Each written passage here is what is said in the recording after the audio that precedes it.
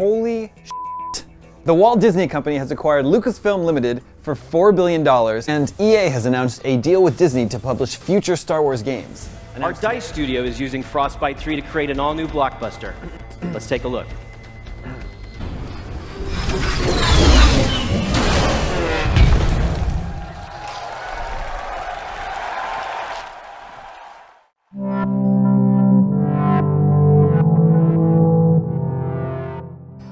EA's Battlefront is an interesting game for me to look back at.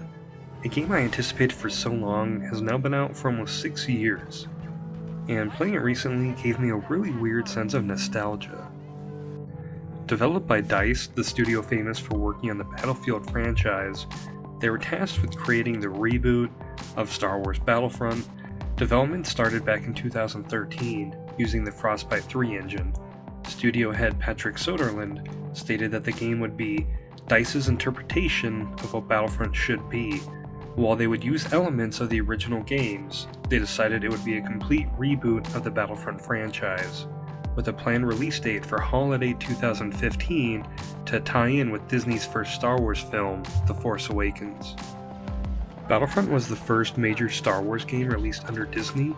Not too long after their purchase of Lucasfilm, they announced all of their books, movies, TV shows, and video games would all be in the new canon. The prospect of new Star Wars games with the new exciting campaigns and stories to experience was really exciting from a fan's perspective. Unfortunately, due to time constraints, DICE had to cancel the single-player campaign mode, focusing their efforts solely on the multiplayer mode. That's not the only thing that was cut.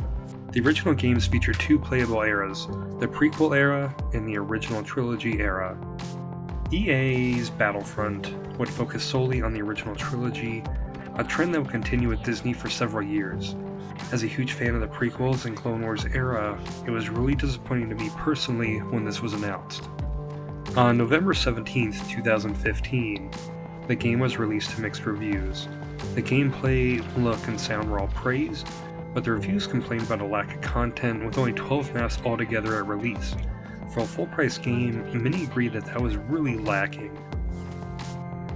To further the frustrations fans felt about the lack of content, a season pass was announced, leading many to assume that content was held back from the main game in order to sell a $50 season pass.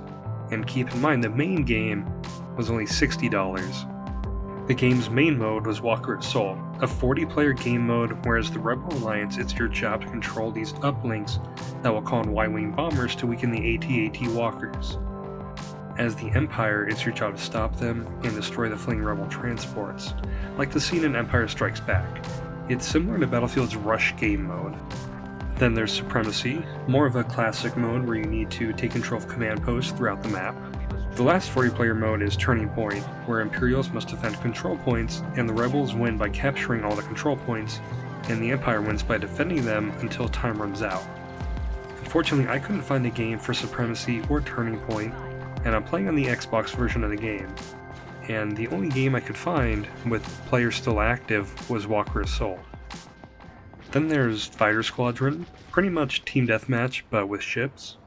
There's also a series of 12-player game modes, like Blast, that's essentially team deathmatch, Cargo is similar to Capture the Flag, Drop Zone, where you need to capture drop pods, and several more. There are a few hero-focused game modes like Hero Hunt and Heroes vs. Villains. In most of these game modes, there are pickups lying around the map that you can pick up that'll give you special abilities, weapons, or the ability to play as a hero or villain, and you can also take over vehicles. While there isn't a single-player story, there are several options if you want to play alone. First, we have the training missions.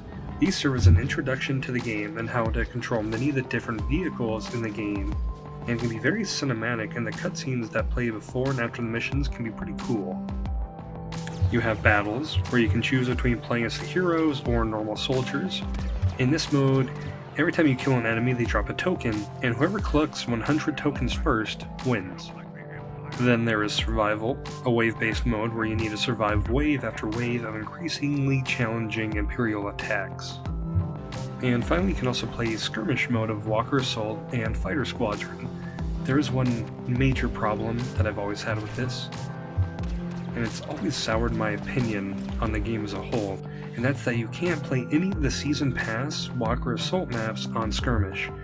Unfortunately, it's extremely difficult to find a game for any of the DLCs. So if you want to play any of the DLC that you paid for, you're probably going to have to get a bunch of friends together and have a private match. It's really frustrating that you pay $50 for the DLC, and there's some great Walker Assault maps on there that you just can't play, and it just baffles me, and it still bugs me about this game to this day, that the maps that you paid for aren't available in the Skirmish mode. And my personal thoughts on the game itself.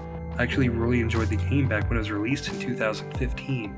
I played a ton of it back on the PS4. While I was frustrated about the lack of a single player and no prequel content, I still thought it was a really great multiplayer experience, and it had that great just one more addiction that a lot of great multiplayer games have. I really enjoyed all the maps. There weren't any that I hated to play, and I did enjoy the larger game modes like Walker Assault a lot more than the smaller game modes. Now, when the game was still fairly popular, I really enjoyed the Season Pass content. I loved the Bespin DLC, and the Rogue One content was great, and I was really happy to see some of it show up in Battlefront 2 a few years later. Overall, I really like this game. It's been a weird nostalgia trip playing this game after so many years. Remembering that time in Star Wars when most people were still really happy and excited with eager anticipation of what the future would bring. I have a lot of great memories of playing this game, and I had a lot of fun playing it again. It might be a bit controversial, but there is something about this game's multiplayer that I find more enjoyable than its sequel. I can't quite place what it is, but that's just how I feel. You can find the game pretty cheap, and the Ultimate Edition is on sale pretty often for very cheap. And I'd say go for it.